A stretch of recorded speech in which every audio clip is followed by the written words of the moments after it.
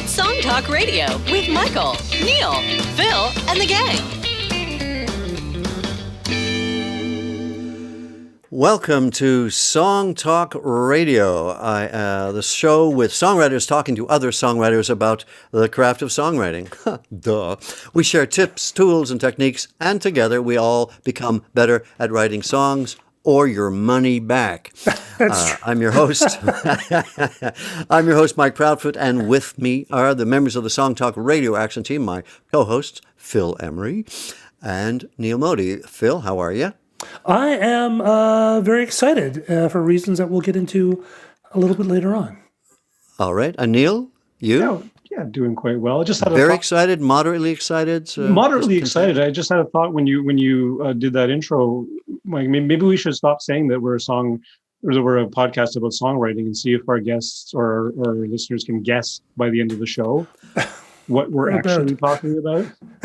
Well, I think the name of this we drift off topic so much they'll be lost. I think the name of the show may be a giveaway, though. Salad recipes. Good tip. Yes. Yeah. Oh, we should talk about salad recipes. That's a good idea. That's true. Though, Phil, tell me, why are you so excited? Well, I have confession. Oh. All right. I bought a drum set. My goodness. Yay. Yes. So I've always wanted to be a drummer because drummers are better people. And of course, as a kid, my parents wouldn't buy me a drum set because why should you? But I do agree with Calvin from Calvin and Hobbes that every child upon birth should be given a drum set. So and a shed out back to play it in. So I was kind of, wandering through the internet as one does. And there's a company called Donner, D-O-N-N-E-R, and they actually have fairly decent equipment, very, very budget-oriented, but, fairly decent stuff. And they had a drum set, like a full drum set with a bass pedal with a bass, an electronic kit, with a bass pedal and like a snare, 2 toms and a floor tom, and 4 cymbals and a hi-hat for $359 US. Wow. Which is really, really cheap. That's and I kind of this electronic set you got? Yeah. Oh, okay. And so I was looking into it, and it has mesh heads, and mesh heads are different than the old electronic kits. I don't know if you remember back in the day; they used to be kind of like rubber pad. Rubber heads, yeah. And those aren't very, they don't feel very good. This actually has mesh heads. And I looked at some of the reviews, and they seem to be fairly decent.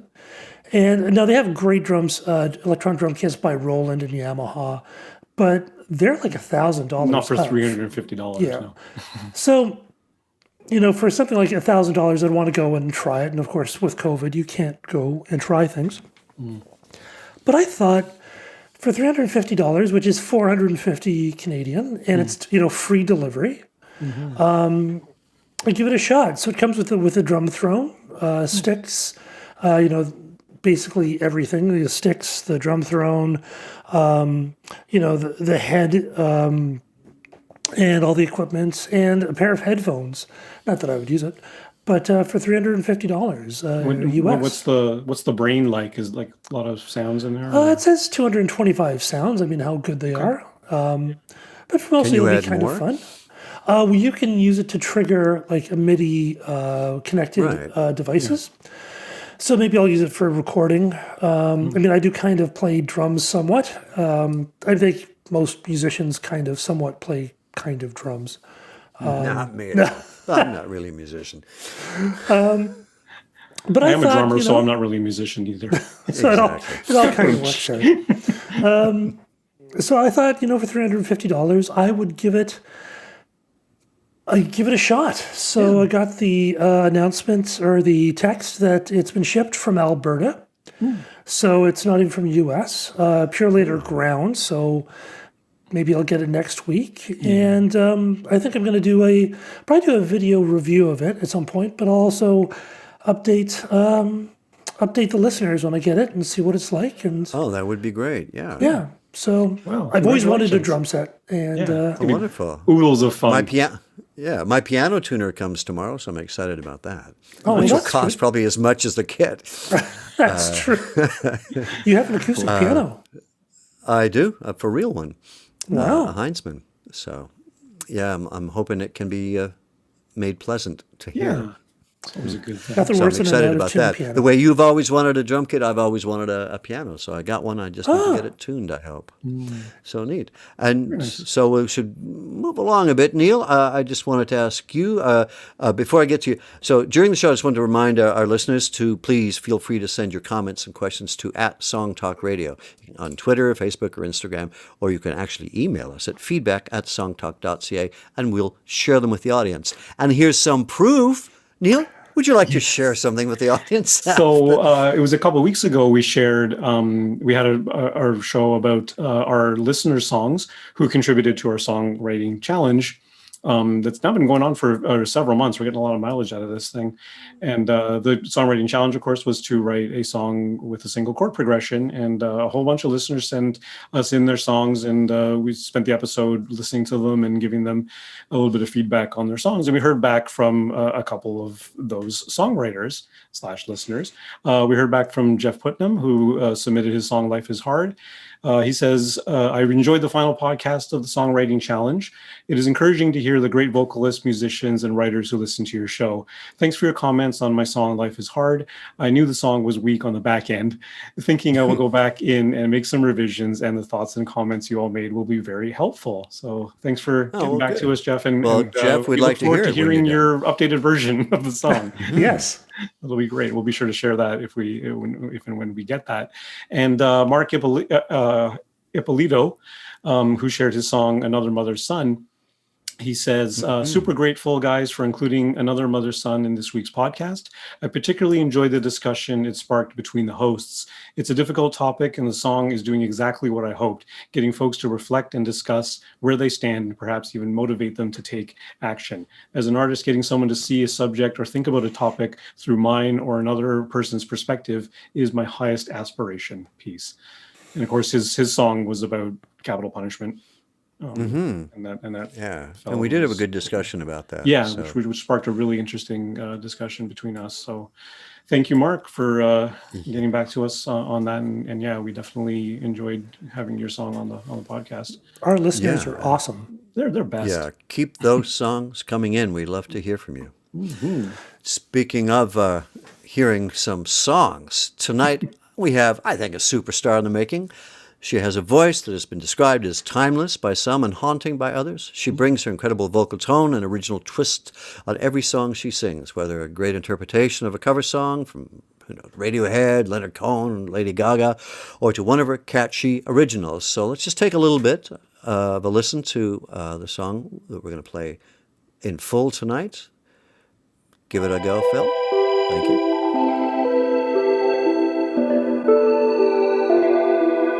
I just wanted everything to be okay, like it used to be. Push my feelings to the side and walk away to avoid the pain. Words that I don't say, and I hate the thought of you without me. Now I'm overthinking and I can't breathe. No one ever said love is easy, but no one ever said. So, from the depth of her voice and the substance of her songwriting, you might think that Mikalyn has been in the music biz for decades. But despite her awards and achievements, Mikalyn is not yet in her 20s. She's got chops, she's got style, and best of all, she's got the songs. So let's say hello to Mikalyn. Hey, welcome to Song Talk, Mikalyn. Thank you so much for having me. I'm super excited to be here. Welcome. We're very happy to have you here. It's great. Thank you. I wanted to ask So you, you have Mikalyn, been at this for a long time. How old were you when you first started doing this, writing your own songs and performing them? I started writing my own songs when I was like 6 or 7, so really young. I still remember like one of my first songs was called Lollipop Land, about like a place that I made up in my imagination.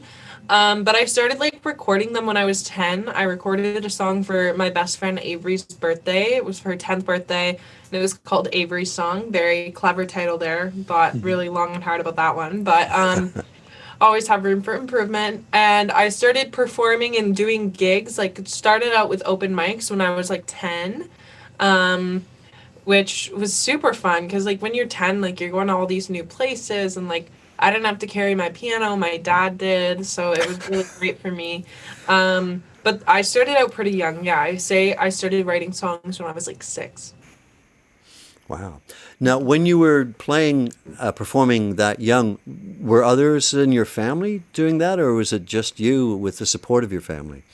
Yeah, it was just me with the support of my family. I'm the oldest of 3 daughters, so I was like the first one to do piano lessons and like that type of thing. So it was just me, but then my dad would always help me out a lot. Like he would, I mean, like when you're 6, 7, or no, when you're like 10, you don't really, I don't like printers. So he would print out like the lyric sheets for me and like make sure they were all in a binder, and he would drive me to all the gigs and like figure out how to set up sound and like how to set up the keyboard and all this like new basic information about like sound engineering and all of that. So he's become like a travel sound guy in a way, but he's helped me out a lot.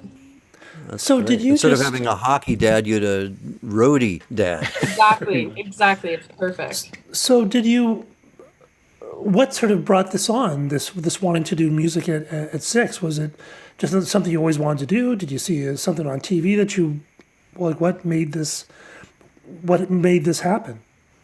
I feel like it was always something that I just loved and gravitated towards. As a kid, like my parents taught me to read when I was like 3 or 4.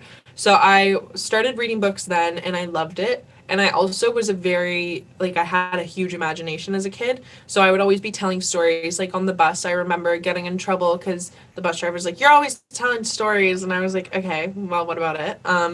And so I ended up also being put into piano lessons when I was 5, just because my parents noticed that I loved music. I remember my first like thought of like I'm gonna be a singer. I remember it being when I was 4. It's just always something that I loved. I feel like it was like kind of ingrained in my brain. Just I love singing, so that's what I'm gonna do, and I love storytelling. So a good way to combine that is by writing songs. And I've never been a very shy person, so performing was something that also came pretty naturally to me. So are you a stories lyrics person first or a music person first? Or are you Yeah. dead center in the in between? Funny enough, I'm actually a very melody-driven writer. I love melodies, but usually an idea for like a basic melody and the lyrics will come at the same time for me. So I'll have like one phrase and come up with a melody for that. Then the melody determines the rest of the words from that point forward. Do you are you writing like many songs at once? Or you sort of work on one song till it's done? What's your process that way? I feel like I used to be one song and finish it and then next song. Now I'm very much writing a lot of songs at once. I have a lot on the go, a lot that I'm working on, because I've kind of come to realize that some songs like you might not be able to get in one sitting, you might not be able to get in like 10 sittings. It might take like you completely leaving the song and coming back to it to get it done. So I learned that pretty young, and now like I currently have like so many songs just on the go. Unfinished, finished, rough stages. I feel like they're all kind of different, but I definitely work on multiple songs before finishing one. Is part of that collaboration? Because I've been following you on social media a bit, and I noticed you collaborate a lot. Or maybe I'm mistaken about that, but it seems like you collaborate a lot. Does that flow into the multiple projects going on at the same time because you're working with other people and Yeah. it's back and forth, right? Yeah, I definitely say it would. I love collaborating because I feel like it definitely gives me a way to figure out new ideas that I wouldn't have thought of myself. And I have like a few key collaborators that I'm doing a lot of work with at once. So even though there's just a few of them, between the stuff that I write myself and then like the work that I have with each of them individually, it does end up being quite a lot, but I don't mind that at all. What do you have like a go-to process for collaborating? Like you bring something to the table, or you let someone else bring something to the table, or is it like lyrics on one side, music on the other, or how does what does the process work there? Yeah, I mean, I like to keep it pretty equal. So if I come to a write with like an idea, a melody, that doesn't mean that's what we're going to write, because if the other person comes, I definitely want to hear that as well. I kind of like to let it take place naturally, but going into co-writes, I always like to have like at least an idea of what I want to write, and like a melody, maybe just a few lines, a concept. However, some of my favorite songs I've ever written have come out of like writes where we're just like, okay, we have to write a song. I'm coming over and I have nothing to say. I have no ideas, and we'll see what we come up with. And that's how some of my favorite songs have been started, especially with my co-writer Chris, who happens to be one of my best friends. Most of our writes go that way, where we both don't really know what we're doing when we start. What do you look for in a collaborator? Is that the kind of vibe? You like something loose, or I guess it depends on the person. But in an ideal collaborating situation, what would you look for? I'd say it really depends. My favorite, like one of my favorite collaborating experiences is with my friend Chris, because we started out as like friends. So we were very, very close friends. He started out by hiring me to top line one of his songs. So we didn't start out as co-writers, but we became friends, and that's what I feel like is part of making, like, what makes our songs that we write so like easy to come by, like it's just so fun. And then also just like I always like to learn things from my collaborators. So there's quite a few co-writers that I work with that I look up to a lot.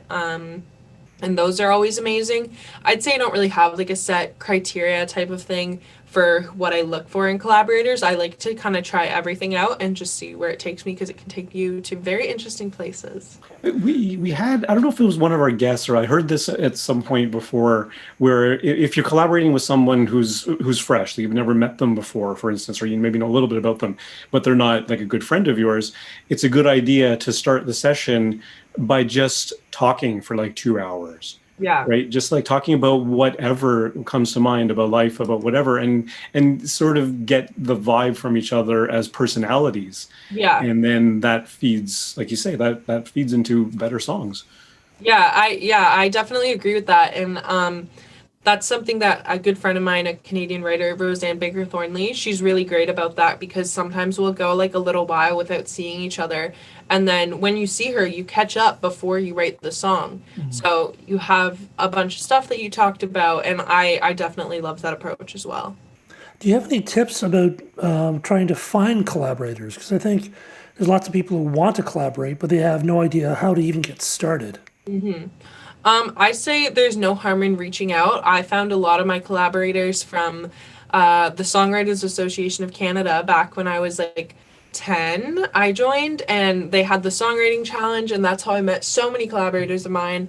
And then just like reaching out to people online, that always works, especially if they're in your area.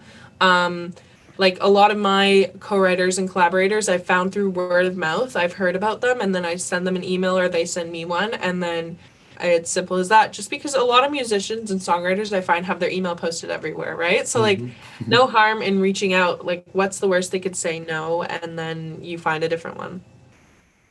How are you doing with things the last year or so with COVID and everything? Is collaboration taking a bit of a backseat, or are you doing a lot of Zoom collaborations? Yeah, I'd have to say collaboration, unfortunately, is taking quite a backseat because of COVID, which is always super unfortunate. I mean, I can't wait for everything to be back to normal and I get to do live shows again, first of all, but second of all, collaborate.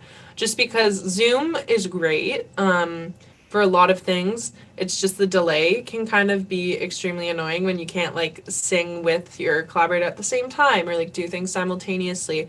And I definitely prefer the in real life approach. But it's still been going on like when I can. That's why like I think with some of my close collaborators, I've still been able to maintain work and that type of thing. But it's just not as simple anymore because of COVID, unfortunately. Mm-hmm. You've been writing songs for such a long time. Do you have any insights about, things like melody construction that you sort of figured out along the way? Mm-hmm. With melody construction, I've always had a stronger ear than I have like in terms of lyrically. So I say what I found when I was like kind of getting in a melody rut and I found I was doing the same thing over and over. First thing I tried was switching instruments. I primarily wrote on my piano for, like, my piano's just behind me there, but I primarily wrote on my piano for most of my life. And then when I started playing guitar, it completely changed so many elements of my songwriting and melody construction, interestingly enough. And like I found that was really helpful. And then another thing that my piano teacher actually taught me, and Don Grierson, a mentor of mine, gave me this idea, like, back when I had to be like 11 or 12, and he gave me I'm trying to remember the song right now. It's by David Bowie. Can't remember it off the top of my head, but he gave me the words only, and he said, okay, go write this song, like, go make a melody for it. You can't look up the words, you can't Google anything, you can't listen to the song, make up its own melody. And so I remember having that task. I was like, how do I just do that? And then my piano teacher was like, I'll give you these random chords, now you go do that. So completely, like, randomizing things for yourself sometimes actually really helps. I found that switching instruments and, yeah, just picking random chords, and of course they have to be, like, cohesive, but chords that you wouldn't usually pick. Right. Very cool. Interesting, yeah. So you have a song we're going to listen to in a little bit. What has been your release strategy of your other songs? Are you doing EPs, albums? Are you doing singles with videos? What is your preference? So I have kind of had a very weird release style the past, like, 2 years. Before that, I was primarily putting out EPs or albums, not themed, just like what I was doing. And then I put out an EP with my best friend Chris, and we had done everything ourselves, and then the songs weren't doing too much, so we gave the rights to them over to a record label in Brazil, and they remixed all the songs and put them out as EDM singles. So those songs were all put out as singles, and now with this one, I put out the first one as a single. I think I'm going to have a few more singles and then release an EP, but it's all thematically the same. So that's the plan moving forward now that I've kind of taken a step back from the EDM stuff. When you say thematically the same, do you mean music style or in terms of concept of subject matter? Yeah, so kind of both, but more music style. It's definitely more cohesive than a lot of the stuff that I've released in the past, especially considering I was releasing EDM music, which is so, like, not me for those of you who, like, know me that might be watching, but I'd say it's more like it sounds cohesive, like, melodically when you listen to it front to back. That is the goal, and then all the same storyline type of thing. We'll see. So how many songs this... would that be okay. on that kind of EP, do you think? I think there will be like 5 or 6. I have 2 right now that are for sure going in there, so I have to keep writing the rest. And is this a progression in your writing, or is this a change in the way you used to write? I would say so, just because, especially when I was first writing and, like, in my younger years, I wasn't writing with, like, an end goal in perspective. Like, really, I was just writing songs because I love to write songs. And I still do that. Like, I write songs, like, at least, like, 3 or 4 a week that are just completely random. And then there's others that I write specifically for a project. So I feel like you can't tell what it's going to be before you write it, but I feel like I definitely take on quite a few different hats as a songwriter. But writing for a project is definitely more like one kind of stream view. And, yeah, and the you do song have to we're going sort to of- play tonight. Oh, sorry. Yeah, I was just gonna say, like, when you have to consider the project as a whole, you gotta conceptualize what's the thread that ties everything together. Exactly, yeah, because I don't want to, like, confuse the listener and that type of thing. Well, so. that, yeah. Do you do a lot And of the editing? song we're going to play tonight, what's the origin of that? I love So you that too much. was that one was written with my friend Chris, who we're doing a lot of this stuff for this EP in the future. It started out with just the melody, and I really love guitar on tracks, even though I'm not the most fluent guitar player. I love to hear it. So we started with, and this is how we always start a song. It's kind of weird, but by, like, freestyling over the beat, and then came up with, like, the concept, and then kind of went from there. And I didn't know at the time, but that would be, like, the sound that I want to actually continue and kind of go for and release a project in. But it just kind of happened naturally. Oh, worked out well. Nice. Phil, you had something to say, or should we take a listen to the song? Well, I was just wondering, do you do a lot of editing of your songs, or in process, or? I used to do a lot more editing back, like a few years ago. Now, not as much, just because sometimes I'll find if I edit too much, I'll go back and listen to the original demo and realize that that was actually better, because I have a habit of over-analyzing things sometimes. So I have to be careful of that, which is why now usually I'll write a song, however long that takes, and then I'll let it sit for a while, go back, change a few things. A lot of the times there'll just be like some words I want to swap out or something that I want to scrap, and then I'll only like do a few edits like overall before finishing the song. Cool. Oh, great. Right. Well, so, let's take a listen to the song "I Love You Too Much." Is there anything we should be listening for? Any particular parts or anything? I don't think so. My favorite part is the chorus, because there's a lot of harmonies, and I was in choir for many years, so I love harmonies. And it's funny because a lot of, like, when we were doing playlisting for the song, everyone kept mentioning like the vocador, I think that's what it is, the like harmony. There's like something you can do on Logic where it simulates harmonies, so you don't like actually sing the harmonies. And everyone kept complimenting that, and it's not that. Like, Chris made me sing every harmony like 5 times.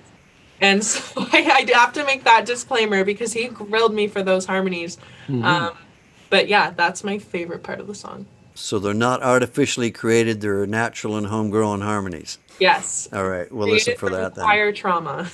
okay, let's take a listen.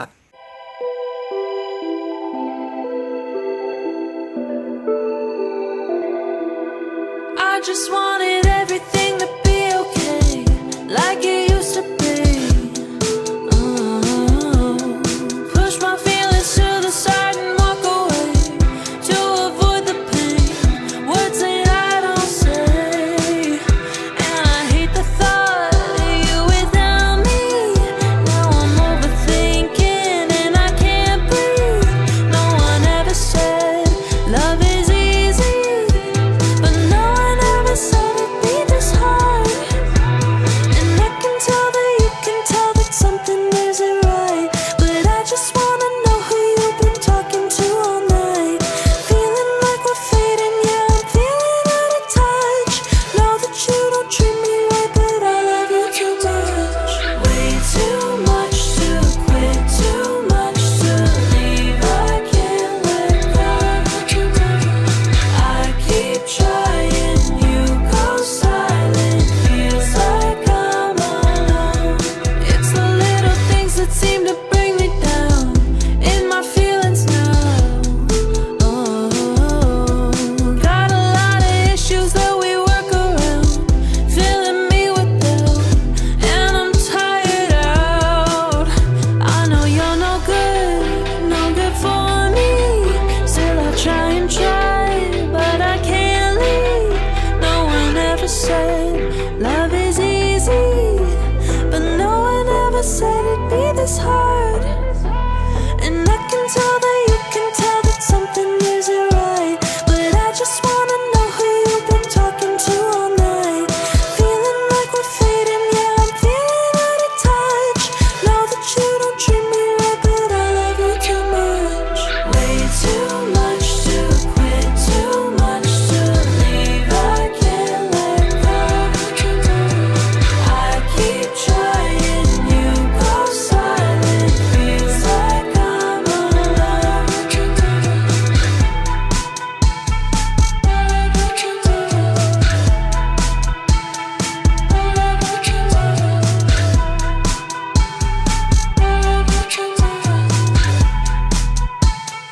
I love you too much.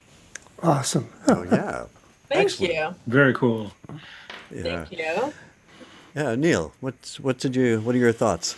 I really, really dig this track. There's a lot. There's actually a lot to unpack. The first thing is it's really short. It's like 2.5 minutes long, and the first time I heard it, I was like, "Oh, really?" Because I could have dug like another minute, so you could have kept it. You could have kept it rolling. But I do appreciate that it is quite compact. I can appreciate you saying that you like the chorus so much because of the harmonies, which are very cool, and they do sound quite vocoder-ish, quite frankly. But that's okay. But in a lot of ways, the chorus is the least, to me, is the least, my least favorite part of the song, because I love the way you lift the melody at the end of each line in the second half of your verse. I love the way the melody in your pre-chorus just sort of, like the chords are doing this descending thing and you're dancing around with the melody. It's really quite nice. Then you hit the chorus and the melody is all quarter notes. Mm-hmm. And it's just, like musically, it's a little, I mean, it is different and it's a very contrasting section, which I find interesting because had you not given us a lyric sheet and labeled this pre-chorus and chorus, I would have thought that your pre-chorus is your chorus and your chorus is like a post-chorus, because the pre-chorus to me is like, it's got the title and it's got like the catchiest melody. Yeah, and that was kind of like a blurred line when we were writing it. Like, honestly, I think it was just for section-wise why we kind of picked which is the pre and which is the chorus, just because like it wasn't something that we really focused on when we were writing it, for sure. Bill, but it kind of doesn't matter. I mean, you got A, B, and C. Like you got 3 different sections, and they're all cool. So who cares what you call them? I love the where you so you do those large melodic jumps. Those are really catchy. That really kind of hooks the ear, which is such a tasty little thing to do. And the verse structure, like the verse melodies are so strong.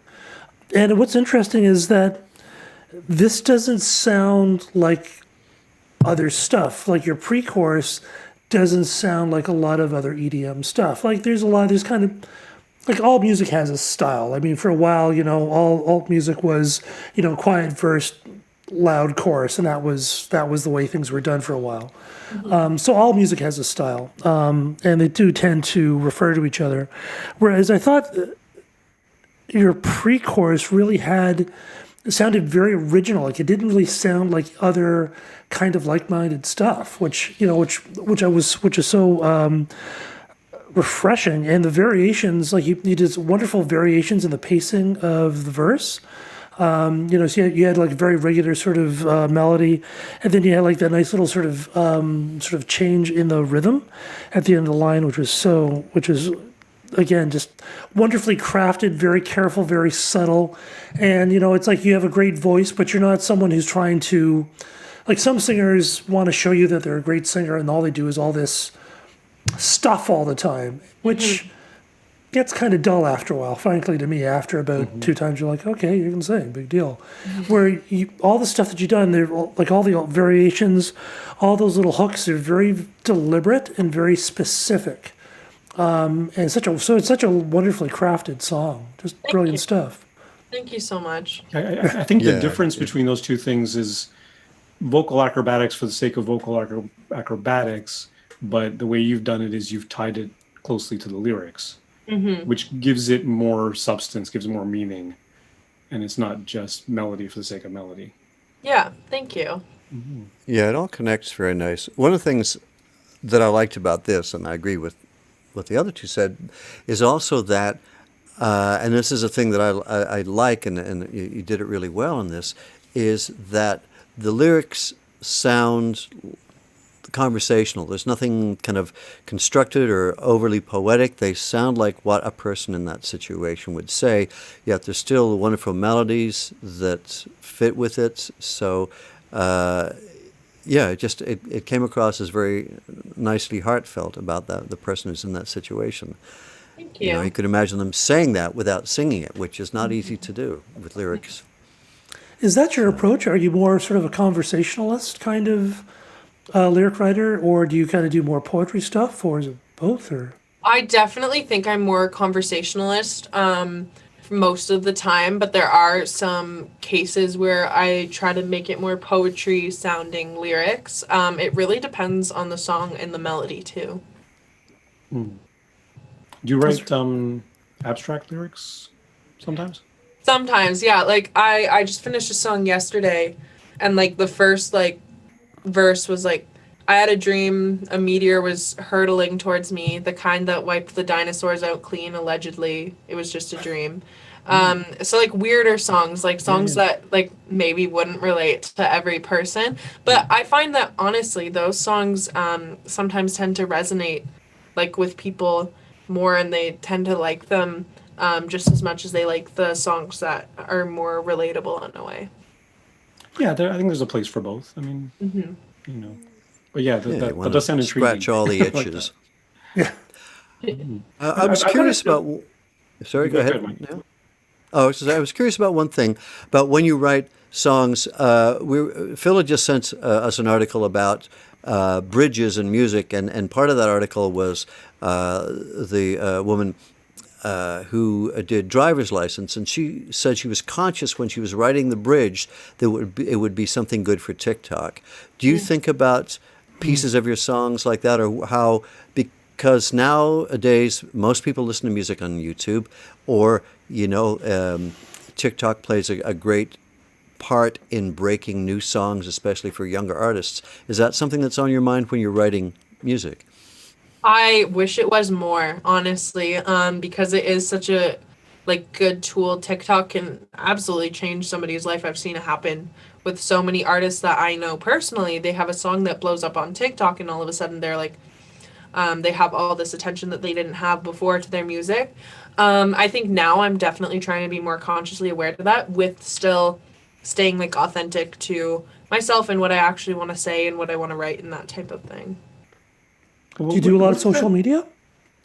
I do like most of the basic social medias, yeah.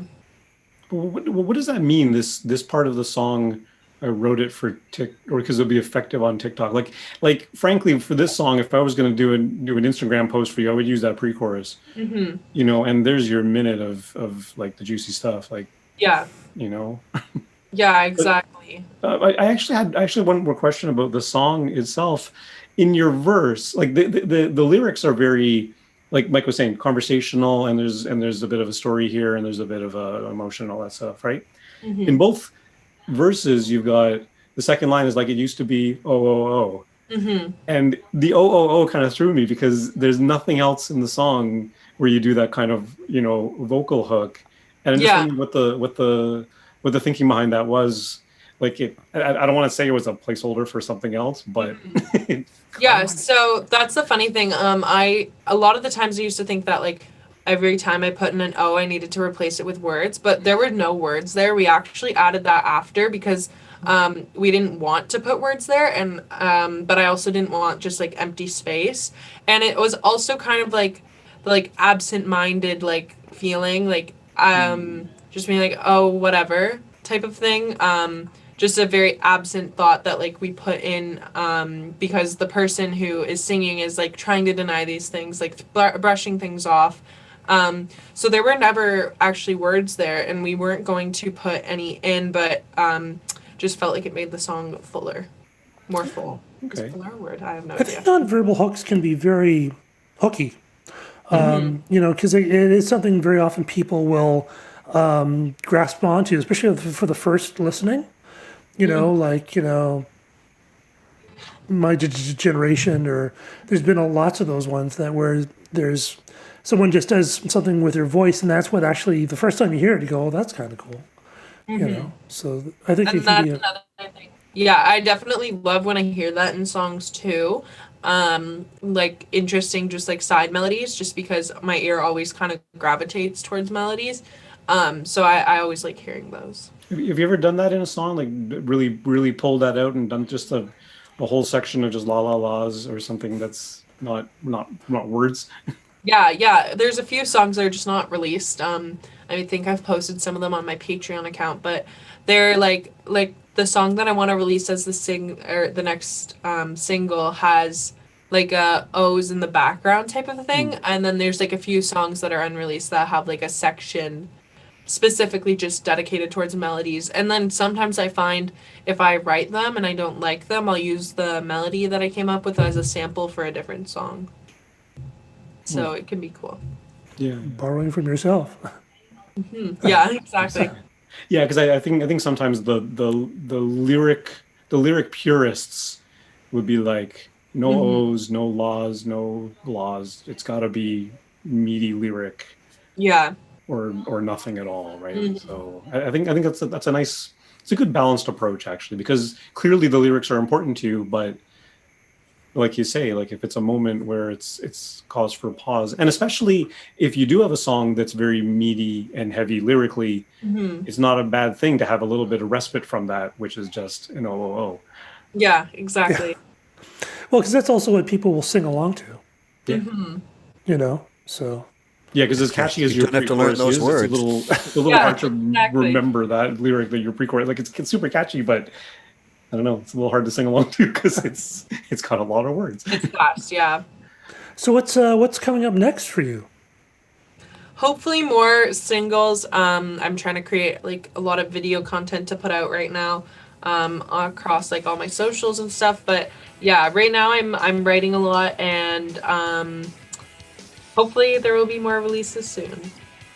That's Excellent. awesome. I'm sure there will be. Considering how many you've had prior to this, I'm sure it's just the beginning. Ramping up. Yeah, exactly. Very nice. Well, that song, that music you hear in the background, that means that's all the time we have tonight on Song Talk Radio. Thank you so much for joining us. Thank you to our special guest, Mikalyn Hay. And to the audience, please send us your impressions on Twitter, Facebook, or Instagram to @SongTalkRadio, or send us one of them old-fashioned emails at feedback@songtalk.ca. And be sure to check out our YouTube channel for live performance videos and full episodes, and you can see us talking in little boxes, which is really exciting. And that you can also see if you go to the site at songtalk.ca. That'll direct you there. Subscribe to this podcast wherever you get your podcasts. Apple Podcasts, Google Play, Stitcher.com, Spotify, Podcast Addict, some dark alley from some second-hand guy. Doesn't matter where you get your podcast. Just get this one. And you can find the links to any products, books, or web services that we mention on the show at the resources page on songtalk.ca. Please join us for our next Song Talk meetup, which will be next month. You can find out where and when it is on songtalk.ca, and it's free to join and free to attend the meetup. Go to meetup.com as well. And let me see, if you want more of us, first of all, Mikalyn, where do people find you on that internet? What's the best place to find you? So since I have like a little bit of a weird name, it's good because I can have all the same social media across all platforms. So Perfect. yeah, all of my social media are Mikalyn. I have most of them, and then my website is www.mikalynmusic.com. And Mikalyn is spelled Mikalyn. Excellent. We'll be sure to put that on the website, of course.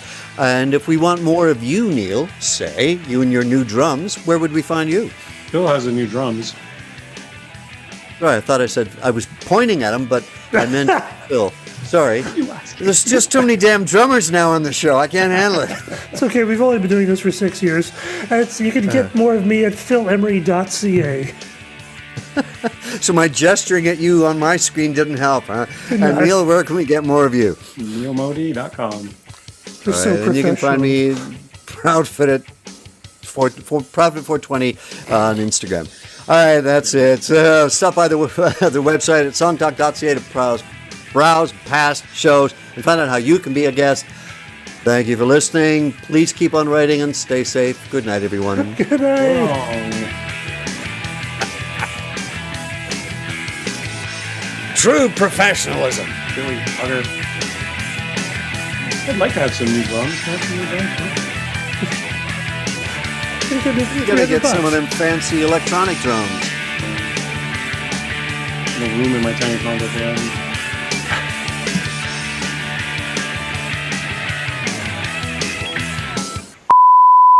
Awesome. Symphony. Scene. Thank you very much for being our guest tonight. Yeah. Thank you so much for having me. This was so much fun. Yeah. We'd love to get And you we'll have you- come on. Yeah, again. Oh, I would Yeah, love please to come do that. back and study hard and do well. Yes. What a your first shame, year. though, to being in university and not being in everything being closed down. Yeah, it's been really weird, especially with like, I don't know, everyone like there's always just like a risk factor, like going to the cafeteria to get food. Like so Yeah, everything. but it's been all right. Is this your first year? or Are second you in year? residence? Yeah, I am. Would have been such a Wait, blast. Is this your first year? You didn't even have a time before?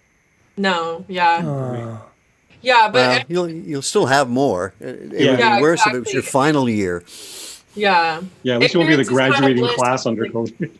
yeah, it's been weird, but ignorance is bliss because like I don't know what I'm missing Yeah. entirely. Oh, Like I'm right. like, oh, it's great. Everything's great. Everything's totally fine. And then people who are in second year are like, yeah, no. And I'm like, okay, don't tell That's me. true. You don't know what the experience Don't is spoil it. fully yet. So, yeah. Yeah. Exams are going to be tough, though, because Yeah. of all the they are- cheating things. That's going to be a nightmare. Luckily, I don't have many proctored exams, so like I should be fine. But yeah, Do they teach you about the business side of music in there? they will next year. Good. Yeah, so hopefully I learned What? something. Once Whole you've big filled up mystery. on all your classical music. Yeah, yeah, exactly. That's awesome. Thank you very much, and good luck in the future, and we'll have you back. Thank you so much. If, Thank if you. you'll come back, but we'd love Oh, to I have you would back. love to. This was a lot of fun. Awesome. Excellent. Goody. Alrighty. Okay. All right. Take care. All right, Bye, good guys. night, I'll Mikalyn. see you soon. Bye. See ya. Bye-bye.